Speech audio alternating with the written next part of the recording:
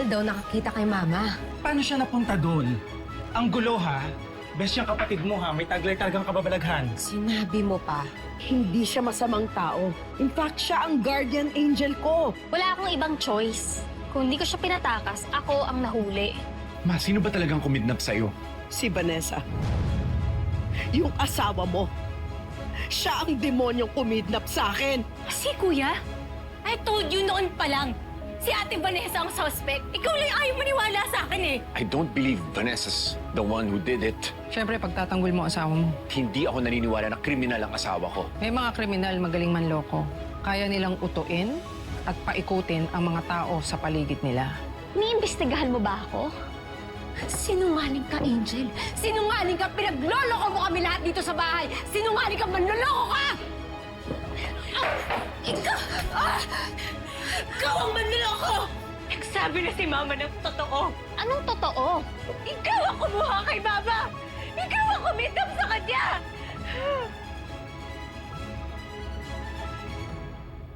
Hindi totoo yun, Lexi. Wala akong ginagawa masama. Ano? Bakit ako maniniwala sa'yo? Ha?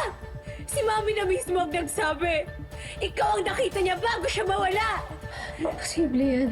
Imposible yan sinasabi niya. Wala akong ginagawang masama, Lexi. Nagsisinungaling si Mama? Iba yung sinasabi mo? Ano ba pala ni Mama that she was already kidnapped?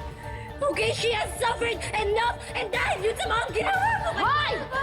Pwede ba? Huwag mong pagbintangan yung ate ko. Totoo na! Huwag ka na makilapit. Bitayin mo ako! Tita Lexi, why are you shouting? Bakit niyo po inaaway si Mami? Itong mami nilang naman. Itong mami nilang naman ang kumuha sa lola niyo! Vanessa, ba't mo ginawa yun? Napakabuting tao ni Madam Sylvia. Wala akong alam sa binibintang ni Lexi. Mga anak. I'm innocent. Okay. Okay, maniniwala sinasabi ni Tita Lexi. Mahal na mahal ko yun, Lola. Hindi ko siya sasaktan. Okay? Huwag kayo maniniwala. Mahal na mahal ko yun, Lola niyo. That's not true. I'm innocent. Pangaliban. Inspector! Inspector, mabuti na dito na po kayo. Arrestin niyo na yung babaeng yan. Dapat managot siya sa mga ginawa niya kay Mama. Sana madama mo ang amoy. Sana mapansin mo na ako. Gulong-gulo ka ba naman kung sino pang inaasahan mo? Siya pang magtataksil sa'yo. Kung sino man yung sa lugar.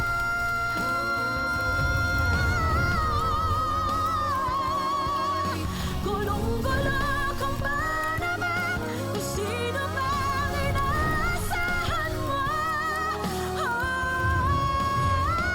Siya pang magtataksil sa'yo.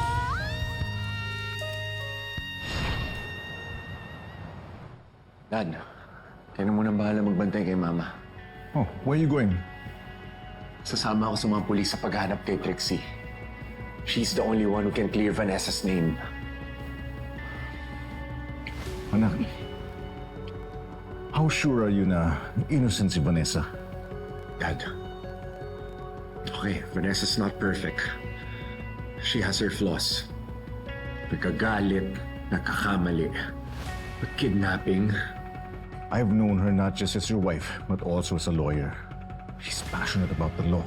Naniniwala siya sa hustisya. And so she is the last person na iisipin ko na mag-commit ng isang krimen. yeah, imposible may kinalaman siya. Hindi ganun si Vanessa. Sige anak, linisin mo ang pangalan ni Vanessa. Hanapin mo si Trixie para malaman natin kung sino talagang kumidnap sa kanilang mama mo. Go ahead, Dad.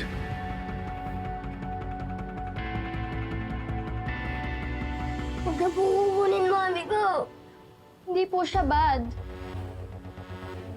Hindi mo ako pumunta dito para arestuhin si Attorney Panganiban. What? Why not? Siya na mismo yung tinuro ni Mama. Kailangan niya pagbayaran yung mga kasalanan niya. Or what should I call that? Kailangan niya pa bang tawagin yung boss mo para arrestuhin mo yung babaeng yan? Hindi pa ho suspect si attorney. Person of interest lang.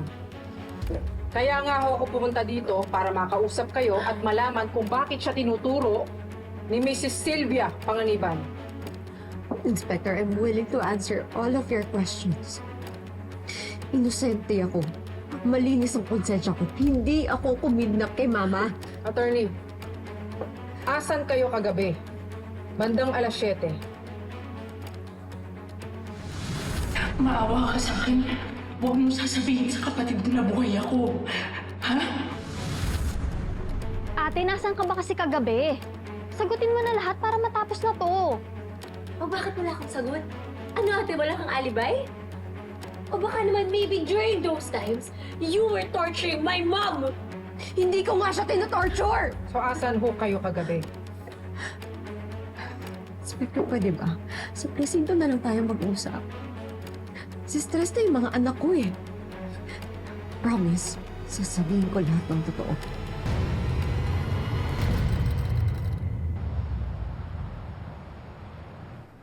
Di mo naman kailangan pumunti. Sabi ko sa'yo, kaya ko naman yung sarili ko. I know. Pero mas okay pa rin na may kasama ka. Remember, Vanessa, I'm not just your lawyer. I'm your best friend.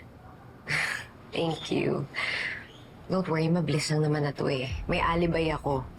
Ayoko lang sabihin kay Inspector dahil kaharap namin si Angel eh. Nangako din ako kay Aling Merly na hindi ko sasabihin sa anak niya na buhay siya. Lalo na ngayon, di ko alam kung anong plano ni Angel. Attorney, ready na ho ba kayo? Please, sit down.